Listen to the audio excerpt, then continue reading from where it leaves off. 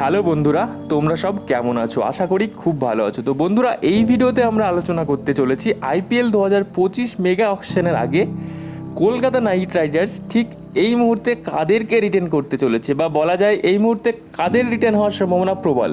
তো বন্ধুরা চলো ভিডিওটা সম্পূর্ণ দেখা যাক। বন্ধুরা, বিসিসিআই ইতিমধ্যেই জানিয়ে দিয়েছেন আইপিএলে একটি দল সর্বোচ্চ 6জনকে রিটেন করতে পারে। এই 6জনের মধ্যে একজন হবেন আনক্যাপড প্লেয়ার। কিন্তু বন্ধুরা, দলগুলো সমস্যায় পড়বে এই প্রথম 5টি রিটেনশন নিয়ে, যেখানে প্রথম রিটেনশন হিসেবে খরচ করতে হবে 18 কোটি টাকা, দ্বিতীয় রিটেনশন হিসেবে খরচ করতে হবে 14 কোটি টাকা এবং তৃতীয় রিটেনশন হিসেবে খরচ করতে হবে 11 কোটি টাকা। বন্ধুরা, এই তিনটে রিটেনশন তো মোটামুটি ঠিক আছে, কিন্তু চতুর্থ এবং পঞ্চম রিটেনশনটা শুনলে মাথা খারাপ হয়ে যাবে, যেখানে চতুর্থ রিটেনশন হিসেবে দেওয়া হয়েছে আবার 18 কোটি টাকা এবং পঞ্চম রিটেনশনে দেওয়া হয়েছে 14 কোটি টাকা এবং আনক্যাপড প্লেয়ারের জন্য খরচ করতে হবে 4 কোটি টাকা।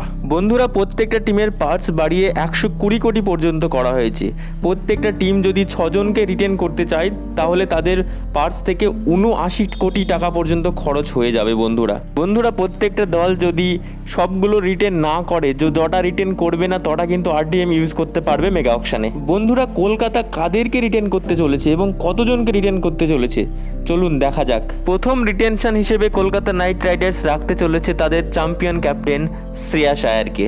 বন্ধুরা, দ্বিতীয় ও তৃতীয় রিটেনশন অবশ্যই হতে চলেছে ওয়েস্ট ইন্ডিজ তারকা সুনীল নারিন এবং আন্দ্রে রাসেল। কোনো সন্দেহই নেই যে তাদেরকে কলকাতা নাইট রাইডার্স রিটেন করবে না, তাতে অবশ্যই তারা রিটেন হতে চলেছে। চতুর্থ এবং পঞ্চম রিটেনটি হয়তো কলকাতা করবে না, তারা সেক্ষেত্রে আরটিএম ইউজ করতে পারে। চতুর্থ ও পঞ্চম রিটেন করে 18 কোটি এবং 14 কোটি খরচ করতে চাইবে না কলকাতা, সেক্ষেত্রে আরটিএম ইউজ করে রিঙ্কু সিং তো মাস্ট, এবং তার পাশাপাশি বরুণ চক্রবর্তী বা হর্ষিত রানাকে তুলবে কেকেআর। এবার আসি আনক্যাপড প্লেয়ার হিসেবে কলকাতা কাকে সই করাতে চলেছে।